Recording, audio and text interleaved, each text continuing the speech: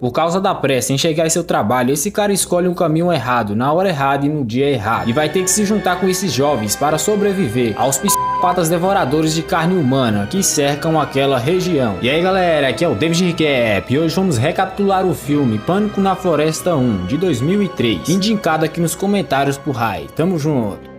Tudo começa em uma floresta devastada da civilização e logo vemos um casal escalando um paredão. O namorado da loira consegue chegar primeiro no topo, então ela fala que ele é bom e o pergunta se a corda tá firme. Tá, como é que você vai subir um paredão desse tamanho sem ter certeza de que a corda está firme? Tá achando que é gata pra ter 7 vidas, é? Então ela manda seu namorado puxar a corda, mas ele não a responde. E logo brota caído, pingando líquido vermelho e sendo arremessado para baixo. E logo a nossa loira é puxada para cima com muita pressão. Desesperada ela tenta se soltar da corda, mas logo é puxada novamente. Então ela pega uma faca e corta a corda e começa a se balançar para chegar em outra, mas não alcança e acaba perdendo equilíbrio e caindo sem quebrar alguma parte do seu corpo. Deve ser que o mato amorteceu a sua queda, né? Ao ver seu namorado bigodado, ela fica arrasada e logo começa a ouvir gritos vindo da floresta e a faz abrir o gás na floresta adentro. Já perto de chegar ao carro, ela tropeça no arame farpado e cai e logo é puxada por alguma coisa que não é mostrada pra gente. Então a cena corta para um cara chamado Chris, que está parado em um engarrafamento. Então ele vai até um dos caminhões e pede informação para um caminhoneiro, o perguntando o que está acontecendo. Então o caminhoneiro fala que uma carreta de produtos químicos tombou lá na frente e só daqui a 2 horas para tudo desengarrafar. Então Chris volta para o carro e pega outra rota dali. Ao chegar em um posto de gasolina, ele vai até o telefone que não está funcionando. Então ele pergunta ao dono do posto se tem outro telefone. O senhor fala que se for para longe só tem aquele mesmo. Então Chris o pergunta se há outra estrada que vai para o sul e o senhor logo diz que não.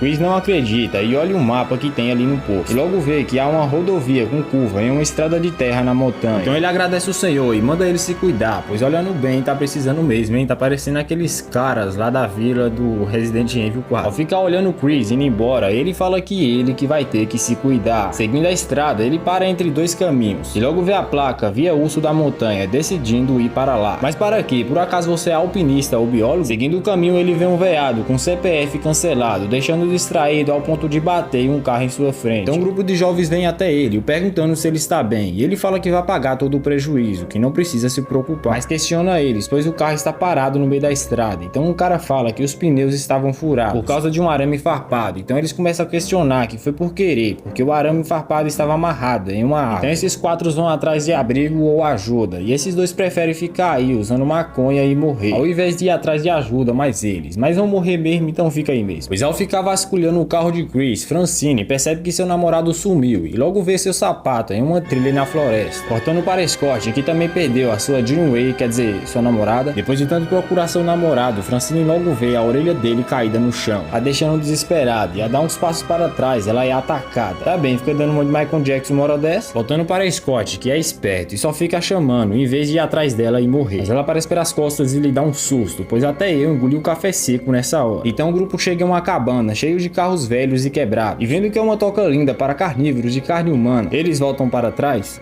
Não, né? Pois como o Whindersson Nunes fala, o povo de filme é burro também, né? Pois ao entrar e ver que tudo é estranho e bizarro, pois eles veem que o arame farpado que furou o pneu do carro deles está lá. E também há vários pedaços de pessoas na geladeira e na banheira, assim os deixando desesperados, pois já sabe da gravidade da situação. Então Chris logo vê pela janela que está vindo os proprietários do lugar, os fazendo correr para as portas dos fundos. Mas eles veem que não há saída e antes de serem vistos pelos caras, eles conseguem se esconder e ficam assustados ao ver o corpo da sua amiga sendo jogado no chão, na frente deles, com a boca amarrada de arame. Então os caras fecham a porta e eles vão olhar pelo buraco da fechadura e ver os caras fazendo um picadinho da sua amiga, os deixando malucos. Depois de um tempo, Chris sai do esconderijo na manhã, pois se fosse eu, era perigoso ficar ali para sempre, pois o maluco está tirando uma soneca pertinho deles. Ao conseguirem sair de perto dele, eles conseguem abrir a porta para vazarem, mas o boca aberta do Chris esqueceu o senso de humor em casa e quer pegar a porra do telefone dos caras. Pois adivinha, o maluco está olhando para eles, fazendo abrir o gás para a floresta. Vendo que os doentes já estão ligados neles, ao saírem de lá, eles topam com um cemitério de carros, provavelmente de suas vítimas que parecem ser recentes. Então Chris logo percebe que os doentes estão vindo com água na boca. Então Chris mandam todos se abaixarem. Para a falta de sorte deles, os doentes de máscaras de gente estão procurando eles pelo local, mas eu não lembro deles ter colocado um GPS neles. E vocês? Então eles bolam uma estratégia e Chris se oferece para ser a cobaia e logo leva um tiro na perna. E vendo que os doentes estão vindo, Scott o ajuda, pois sai correndo pela mata despistando os doentes deles. Então as duas correm para ajudar Chris e vão até o caminhão, pois esse era o plano. Mas lógico que não seria tão fácil assim, né? Pois os doentes voltaram a estar na cola deles, mas eles conseguem vazar. Então eles veem Scott correndo pela estrada e começa a chamá-lo. Então Scott vê e começa a correr na direção deles, mas logo para, pois levou flechada nas costas de um dos doentes. Mas mesmo assim ele tenta andar, mas leva outra flechada no meio do estômago, deixando a sua namorada desesperada. Então eles fogem dali. Seguindo na estrada, eles veem que tem troncos de árvores bloqueando o caminho na estrada. Pois é, eu não sabia que esses doentes também eram videntes. Então os três seguem o caminho a pé e Chris quase é pego por uma armadilha. Esses doentes também devem ter memória fotográfica para lembrar de todas as armadilhas que colocaram na floresta, né? Depois de um tempo, eles encontram uma torre de madeira no meio da floresta e sem pensar duas vezes, sobem nela. Agora vem cá, se os doentes aparecerem e subir até aí em cima, vocês vão fazer o quê? Virar o Homem-Aranha? E nem pra isso vai dar, porque aí não tem prédio, né? Então a namorada do Scott encontra um rádio. Eles até tentam, mas não está dando sinal. Chris, ao olhar pela janela, logo vê os doentes lá embaixo, procurando eles. Os doentes já iam até vazar, mas as duas burras deixaram o rádio ligado no volume máximo, assim deixando os doentes ligados na onde eles estavam, pois já começa a subir na torre com gosto de gás. Mas os três conseguem bloquear a entrada para eles não entrarem. Depois de tentar,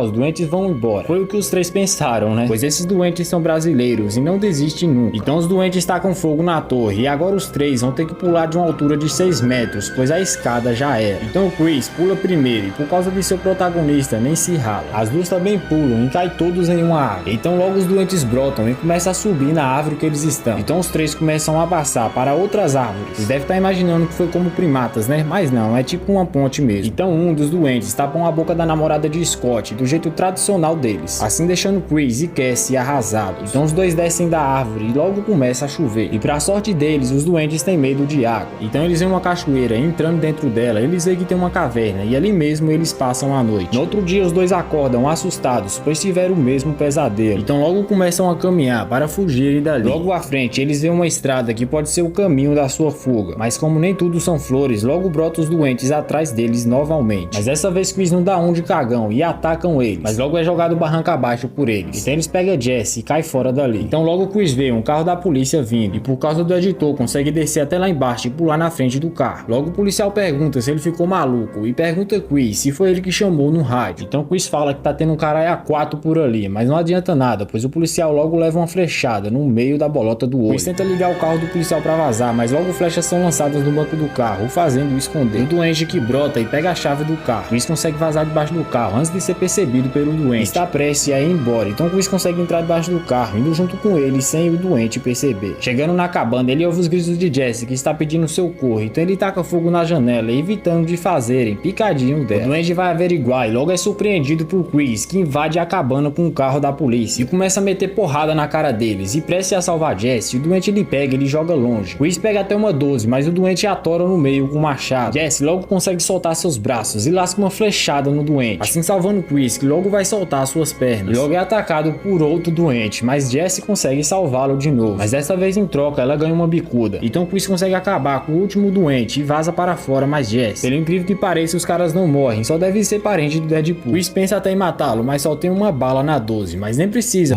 Pensando bem, precisou sim, viu? Depois a casa explode. Não é possível que estejam vivos agora, né? Então o senhor do posto de gasolina vê o caminhão dos doentes vindo e logo fecha as portas, cagando na roupa de meio. Ao o caminhão chegar, ele vê Chris descendo e pegando o mapa do posto e vazando dali, ou deixando de boca aberta. E aí galera, o que acharam do recap? Deixa nos comentários que eu vou estar respondendo a todos e dando coraçãozinho também. Tome muito cuidado ao entrar em estradas desconhecidas por causa de pressa para chegar em algum lugar, pois é melhor chegar tarde vivo do que cedo morto. E se conhece alguém que gosta desse tipo de recap, dá uma compartilhada aí. E lembra-se, aqui é o David Recap e até o próximo recap.